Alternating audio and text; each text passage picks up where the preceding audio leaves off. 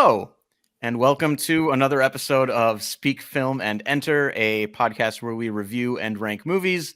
I'm Nate. I'm Dylan. And I'm Adam.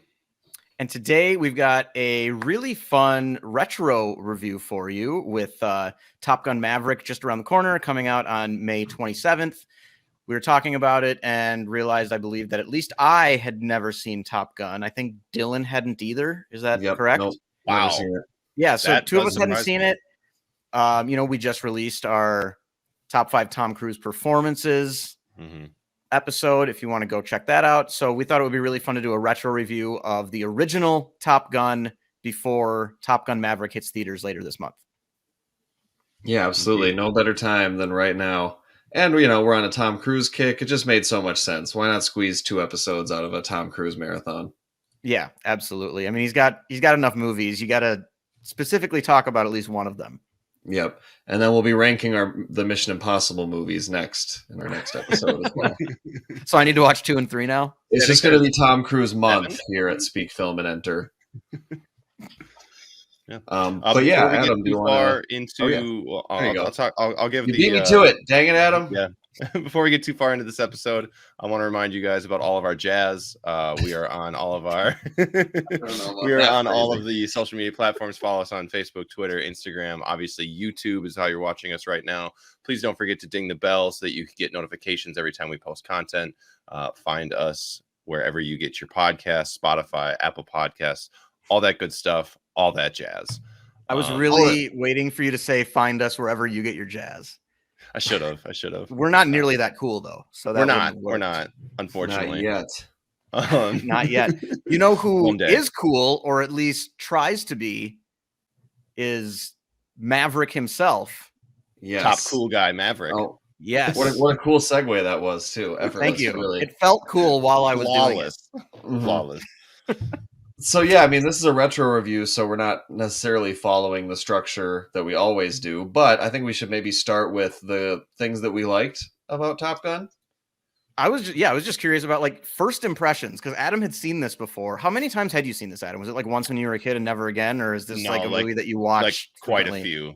It was on. I mean, you guys, I've said this before, but it was on TV, like TNT, like all the time. I watched a lot of TNT. Is that the only channel you got? Well, it's my dad watched it, and like it turned into Spike TV for a while. It was like a guy's channel and all that stuff. It always had good action movies on. It did, and Spike TV. I remember for that. What was it? Was it Slam Ball? Yes. Oh my Slam God. Ball, the Man Show. Yeah, I feel like Slam Ball from like 9 p.m. to 11 p.m. followed by like a midnight showing of Top Gun.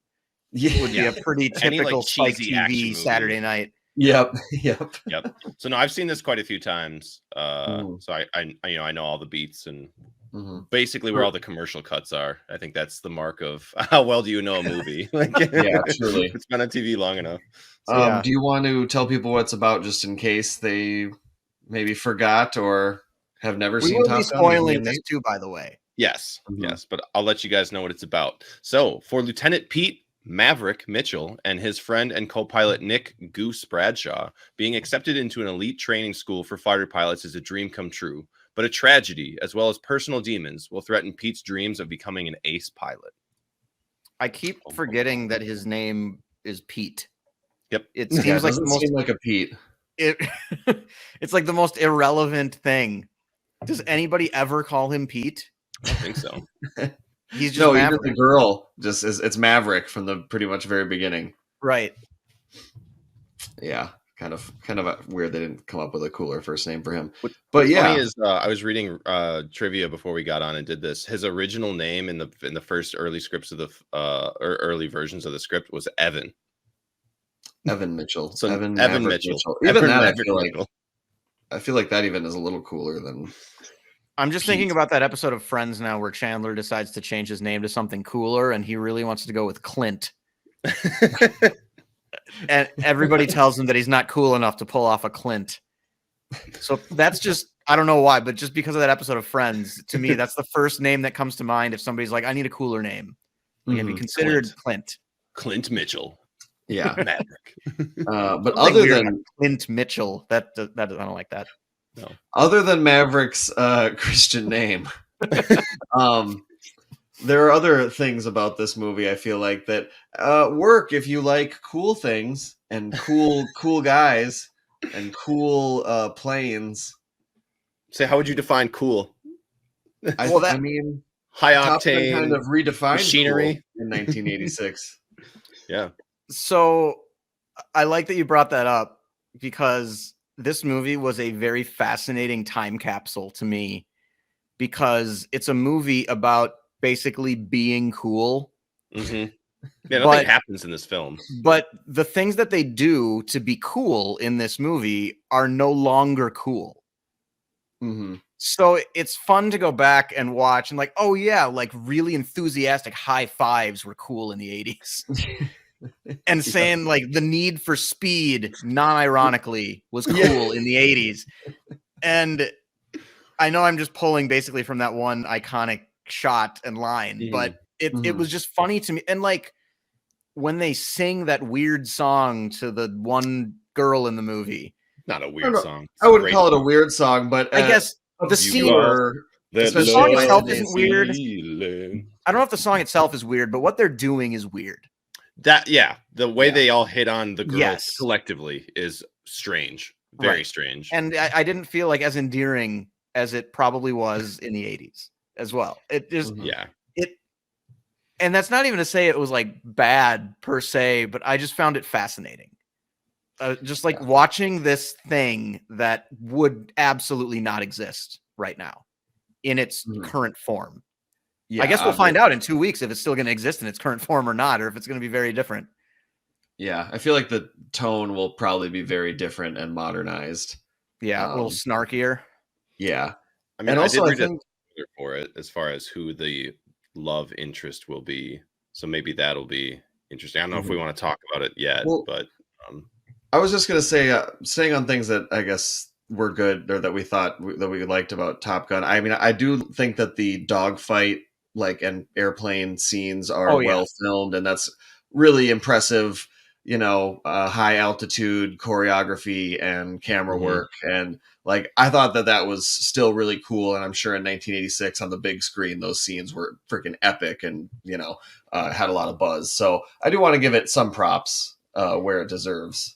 Its technical achievements, in that regard. I totally agree with that, because even though I thought this movie was for the most part like super cheesy, I did leave it being very impressed by just how they filmed and created these, like all the flying scenes were phenomenal. And I was like, okay, I get it. I get why this movie is like iconic and why every guy of like, in that year, or like still talks about Top Gun. Like the flight scenes are iconic and legendary and really, really well done. And some of the best I've ever seen. And this movie's from 1986. So that, was very, very impressive. Yeah. And you mentioned that it's very cheesy. And I think we should say before we proceed that we are not against cheese on this podcast. Even 80s cheese. I actually went and I looked, and I wanted to just come equipped with a list, because I don't want people to think that we just can't have fun in the 80s, because we understand the era was very different. So like Predator, Rambo: First Blood, Dirty Dancing, The Breakfast Club, Evil Dead, Weird Science, Roadhouse. These are all 80s cheese that I totally get behind. So I don't want people to think that we are just a bunch of haters before we explain why none of us really like Top Gun. Just wanted to throw that out there. No, I think that's fair to throw a little qualifier in there, because there are definitely some moments of movies I really like that get pretty cheesy, particularly 80s movies. But this one just took it like to a whole different level.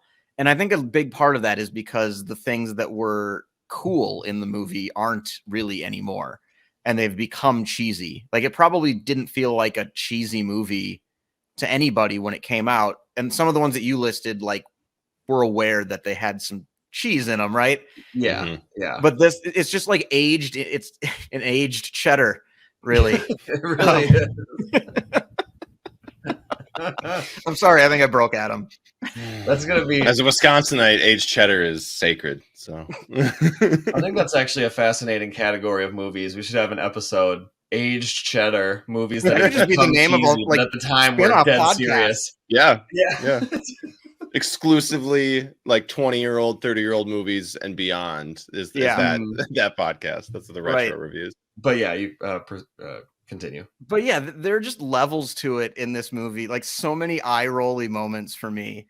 And part of this too goes back to what Adam had mentioned earlier, where there isn't really much of a plot and there's not a lot that actually happens, which was a big surprise to me as well. And like the relationship with, what is her name? Is it Kelly McGillis? Yeah, Kelly McGillis. She plays Christine. Charlie Blackwood, because everybody gets a nickname in Top Gun. And their relationship was just like as corny as you can get. Oh, and totally like one-dimensional. Like he immediately just is like, "Oh, I'm gonna try to get that girl," and then he does. Yeah, she immediately falls for him. Yeah. Like, the only thing that surprised me about it is like the first time he goes over to her house, like for dinner and stuff, and he like has to shower there, and she's like all put off by him. Like it looks like they're about to like have sex, and then he just leaves. It's like, all right, thanks, and he just bails on his motorcycle, and she's like, what the hell? It's very strange. He's a respectful, cool guy. Yeah. They both wanted it. They both are like, there's tension there, and he's just like, all right, cool, I gotta go. So deuces. Yeah, I mean the soundtrack for this movie plays into the cheesiness as well. Yeah, because they really go for it. I thought it was fascinating too when he was just like, "Oh, I'm playing beach volleyball, and then I got a date at her house," and he walks in and he's just like, "I'm going to use the shower," and that felt. I mean, maybe I'm off here, and this is a more normalized thing than I've ever experienced, but. Midwest. Somebody just walking into my house and saying, "I'm going to use the shower before this meal that you invited me over for." That's probably ready. We've never hung out before. It like that. I don't know. That just kind of made me chuckle. It wasn't like bad or anything, but I was just like, "Oh, that's interesting." I was going to say, Adam, I think they had to create some sort of tension or conflict because like it's so straightforward everything that happens with them that like they had to do something, I mean, just to try to draw it out. And then I mean, I'm glad you mentioned the soundtrack because that was also one of the high points for me is just like the soundtrack cheesiness and the way they used it. I mean, obviously Danger Zone, but also Playing with the Boys and Take My Breath Away. I mean, like I can't hate. Like that's good 80s cheese right there, as opposed to most of the dialogue, which I found to be dumbed down. Yeah, the dialogue was really bad. This movie, the cheesiness of the soundtrack kind of made me think or like appreciate Deadpool a little bit more. Okay. I felt like I was almost like, oh, this is one of the movies that Deadpool is kind of making fun of. Yeah. Okay. I can see that. And I know this isn't really what draws people to the movie, but I feel like I need to live up to my reputation and stay in my lane here and bring up a just really annoying plot failure in Top Gun. And that is that it really bothered me that they established that he like doesn't play by the rules right away and it's going to get him into trouble one day. And then when Goose dies, it's like not his fault. And it just doesn't matter. And then they're like, come on, Maverick, we need there was no growth or like challenge to him in this movie at all. They're just like, we need you to come back and be the same person that you always were. Yeah. Like, I don't know. We need that fire. I agree, Nate. It felt like emotionally empty to me because he wasn't like challenged really. It should have all been his fault. Like clearly. Yes, So that's what they were building up towards. And what the end is trying to act like, oh, he's over this problem now. But that doesn't work when the problem wasn't caused by him. Yeah. So apparently, I was reading trivia. The original script called for it to be like a midair crash, and that killed Goose. But the Navy actually vetoed that because they didn't want it to seem like a lot of like pilots were crashing into stuff, or they were losing a lot of planes, or that they were like even like slightly incompetent. Because this movie doubles as a recruitment tool. Exactly. Yeah. The same thing happened with how he slides into Cougar's spot when him and Goose get into the program. Cougar was originally supposed to misland on an aircraft carrier and explode. So they just didn't want that type of negativity or that kind of like air about the Navy, and they wanted to keep its reputation high. So that's why that was changed. I like the part of like him getting over, learning to like deal with the loss, like later on in the movie. Yeah. But the fact that like it's not his fault, like for what had been happening, it is a little strange. Yeah. Like, It could have meant more. yeah. And then I don't know. I mean, even after it happens, I felt like the movie was trying to get more emotional and heavy, and that's certainly what everyone remembers as like the heavy moment. But also like the scenes with him kind of getting over it, I felt like were even a little bit just kind of milquetoast and not really like they didn't really hit. Like it's a lot of him almost just like pushing down the feelings and just like gritting through it. Like it's not like he talks with his commanding officer and like breaks down crying. It's just so different compared to like Just goes to the bar and July, drinks. which me and Nate just watched. Oh yeah. About a guy who is very open and like, you know, succumbs to his emotions and it has a lot of really powerful scenes. This one, it just was like, he's just going to be angry and not cry and just stuff it all down and deal with it in 40 years. I mean, like, this is a man's movie, right? This is a military man's movie. Like, yeah, but don't cry, you little bitch. Like, don't cry. Like, pretty much. Get back out there. Get on the field. Yeah, and then I felt like, as far as like staged and choreographed and stuff, the climactic fight in the sky is great, but because it wasn't his fault, him like kind of sitting on the sidelines didn't feel there wasn't that much weight to it for me. Yeah, like See, if I he had felt been like him directly hanging responsible, then it would have been a real decision on the commanding officers whether or not to let him back up there. That's what I mean. And then Like, if they would have, it would have truly felt like, oh dang, he just got like a second chance. There's a good chance he never would have flown again, and now they're like putting him up there. I don't know. We're trying to rewrite Top Gun right now, but yeah. It felt more of like a personal battle than a like military Well, decision. it was. You know what I mean? and I'm just Like, saying that's why he hangs back and is made like it. scared to get back into it. They could have made it both at the same time. Yeah, they could have. But yeah, that was really. I mean, yeah, we've kind of gone over the gripes for the most part. I just find it interesting to go back and watch these old movies. And Dylan, though, this does fit into kind of my point about the 80s and how the movies that have survived from that decade, like it's a weird decade to me. it is. And I say this every time we talk about an 80s movie, but it just let's becomes talk more about and it more again. true. The 'Cause more we- 80s movies that I watch Yep. is that like Preach it. the weird, like cheesy, not great, but sort of cult classic movies that a bunch of people watched when they were like 15 or maybe 8, if like you're talking about the Goonies or something. Yeah. Those are the movies that survived from the 80s and we still watch today. And it's weird to me that that's the case, because if you look at any other decade, it's like the Best Picture nominees.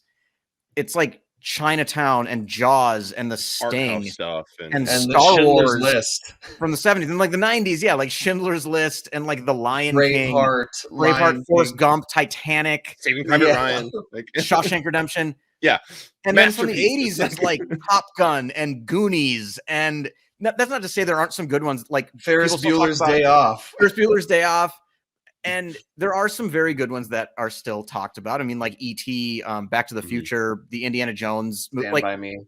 Yes, thank you, Princess Bride. But there are so many of them from the 80s that it just kind of blows my mind. And it's just weird to me because there are a lot of really, really good movies from the 80s that I had never even heard of until very recently, when it was like, oh, let's watch a bunch of 80s movies and see what the best from that decade was. And it's none of them that I expected. Yeah. But like rewatching movies from the 90s, it's still mostly the ones I feel like you'd think. Yeah. If that makes like sense. That we knew about, right? Yeah. Everything in the 80s just has that layer of, again, cheese, or that layer of like everything was fun or funny. Like every movie had a layer of that, an element to it. And that's just what pervaded the entire decade. And even if the fun movies didn't win Best Picture, it's like the movies that won Best Picture in the 80s have been forgotten in a different way than the other decades. Yeah, Right. It was very much like, oh yeah, some artsy movie won Best Picture, but have you seen Back to the Future? Yeah. Marty McFly? Like, Yeah. you know. And I mean, I think Back to the Future is a masterpiece. I think that's And that's fair. one But of I know what you're yeah, saying, where like nobody still talks about Gandhi Yeah. or like what was it, like Out of Africa or something. But like if you Google best 80s movies, a lot of them are like sort of movies for like teenagers and kids that are like cult classics that people still watch. And if you Yeah. Google best movies from like the 60s, 70s, 90s, 2000s, it's not that. And that's just what I find fascinating. Yeah. Yeah, and it does lead to some situations, you know, like this, or you know, when we made you watch Ferris Bueller's Day Off and you did Right. not like it. You know, it does lead to a little bit of a letdown because if you look at best of each decade and you'd watched all of them, I mean, you'd watch the 60s and the 70s and be like blown away by all this serious, heavy, you know, I like themes, and then you'd get to the 80s and it'd be like, oh, I guess everyone just wanted to have fun for like 10 years. Yeah. This is not The Godfather or Chinatown. Yeah, like we're watching the Goonies. The Lost Boys. Like, yeah, not the same. It's just fascinating to me, and I'm not trying to say it's like a good or a bad thing. I just find it very, very interesting. And like I said, it becomes more true the more 80s movies that I watch. Yeah. And so I just wanted to share that. I am looking at the top movies from the 80s on Rolling Stone right now. Okay. And their list at least fits what you'd kind of think. Okay. Well, like yeah. Raging Bull, Blue Velvet, Do the Right Thing. Paris, Texas, I imagine on there Ron. somewhere. Yep. Blade Runner. Like, yeah, there's more in here than you like you would think. But I just think that's funny. Mm-hmm. Yeah. All right.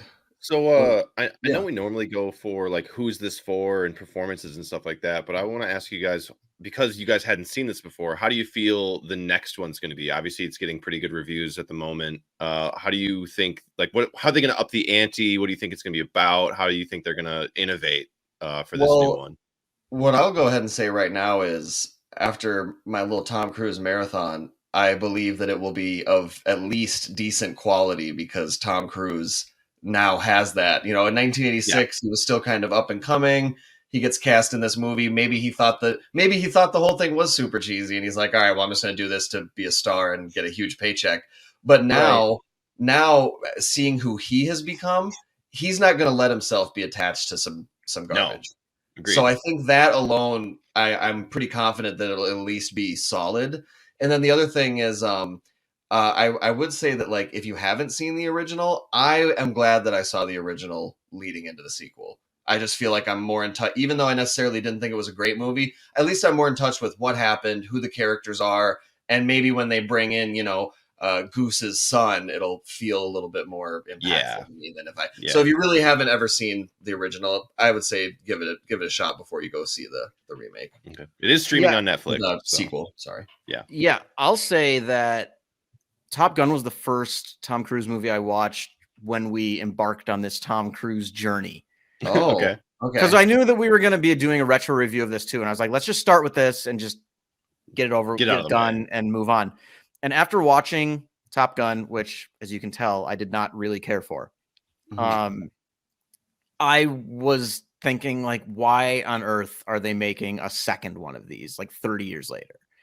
But the more Tom Cruise movies I watched, particularly the recent Mission Impossible movies, I started to think, like, okay, this newer one, I'm fully expecting it to be better than the original. And that was even before the early glowing reviews of Top Gun Maverick have come out. So I'm expecting to have a good time, but I wouldn't be shocked if I don't like it. But I'm far more excited to see it than I was 3 weeks ago. Yeah. Okay. I'm expecting the dog fights and stuff to be, or the plane scenes to be a lot more involved. Maybe get some innovations in that, maybe some just better combat or new. I'm just hoping for a more like an actual plot. Yeah, and I'm really hoping that works. That's where I'm thinking, like, elevate it there, because honestly, the plane fights in the original are actually like really good. Yeah, they're gonna be. I'm It's sure gonna they'll be amazing better regardless. in this one, but even if they weren't, that'd be fine. That's not where I need improvement. Yeah, No, I'm that's not. hoping. That's just where I think they're gonna innovate Yeah. first, because that's what's gonna bring Mhm. people to the movie, right? It's like we want to Right. see planes going fast and shooting shit and stuff blowing up, and then if Yeah. they happen to add that storyline that works, it'll be great. Well, yeah. To add to that point, Nate, I would just say like I hope that the characters by the end of the movie are in a different place than at the beginning of the movie. Because in the original Top Gun, it feels like they're kind of all end up where they were at the beginning. Yep, They're nothing still has cool changed. guys, being fighter pilots, and being with beautiful women, and then and living life on the edge. That's Yeah. where they are at the beginning, and then that's where they are at the end. Except they lost Goose. So Well, I'd like to see a little more growth and story arcs. Yeah. Well, and Maverick doesn't even get his final goal. He wants to be like the ace of the class, and he gets second place to Iceman. So like he doesn't even achieve what he wants to. I can't say Iceman seriously. It just makes me. I can say Maverick as a nickname and Goose in a serious way. Iceman, just I can't do it. Oh yeah, I need to like chuckle a little bit when I say Iceman. And how about that really riveting scene in the locker room after Goose has died and Iceman apologizes or says, I feel, I'm sorry about Goose, and then walks out of the locker room. I mean, what powerful writing and execution. I felt that. I felt that. So I hope there's more scenes like that. Actually, as far as that scene goes, I like that Iceman's not like a dick the entire movie. He's just a guy he wants to be good at this job, right? Like, right. I like that he's not just the evil guy, like the bad guy who you want to fight during training. He's just competition for top cool guy. Exactly. And he's gotta go down.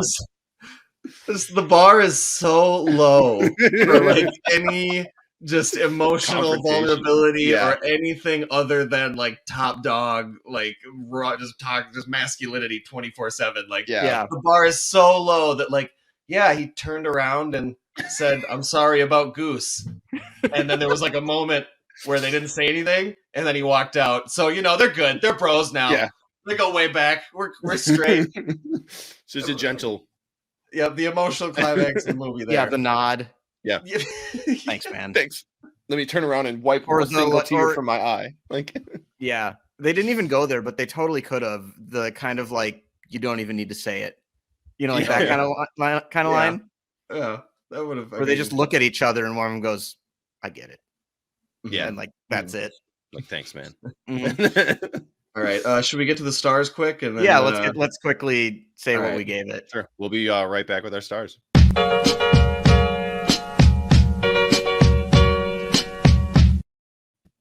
All right, who would like to go first? I'll go first. I'm going to give this a 2.5. I think it's okay.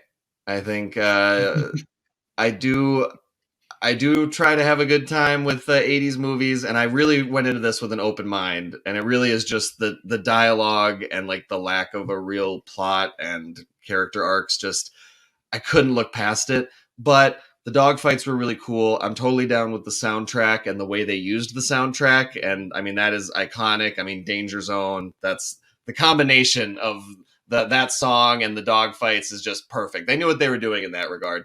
But other than that, I was a little disappointed, and especially going on this Tom Cruise marathon, this was one of my least favorite Tom Cruise movies. So I'm going to give it a 2.5. Fair enough. Nate, do you want to go next? Or you want me to go next? Yeah, I can go. I'm slightly lower. I gave it a 2. I think it's pretty not good, but I'm still glad I watched it. Like I said, like I just watched this more. I was just fascinated by it. Mm-hmm. I wasn't really entertained, but I was kind of like, this was this was a thing that people really, really loved. It was a huge hit. The highest grossing millions of dollars. The highest grossing movie that year. I just cannot connect to. But look at it. Here it is. They're high-fiving. They're playing volleyball on the beach. I mean, come on. All right. I went a little bit higher than that, and I'm in line with Dylan. I gave this a 2.5. Same reasons. It's pure 80s cheese. The soundtrack's fantastic. The performances are fine. It's stood the test of time. I think going back in maybe like 5 years, if you guys watch this movie again, you might actually enjoy it a little bit more rather than like pick apart things. Because like obviously every time you watch a movie, you're going to look at stuff you don't like. You think it's because high fives will be cool again in 5 years? Sure. I think that's just, it's looking back and going like, man, that was a fun era. Or like, this is a fun time. This movie shows a fun time because it's all oorah, get wild, like blow stuff up, just be a man, whatever. Right. I think like the further away we get from the 80s, the more fun this movie is. Okay, that's an interesting take. It becomes more of a time capsule. Yeah, that's what I mean. That's which I think really could raise the score in Yeah. time. I can see it. If somebody beamed here from like, I don't know, 2345 and they were trying to get to the 80s, but they just like didn't make it far enough and they wanted to learn about the 80s, one of the things I would do is show them Top Gun. That's a nailed it. Yes, 100%. Top Gun and like Back to the Future, I think would be the first two. Yeah, here's what you get. Yeah. Mm-hmm. So 2.5 from me, 2.5 from Dylan, 2 stars from Nate. All right. All in all, it was fun.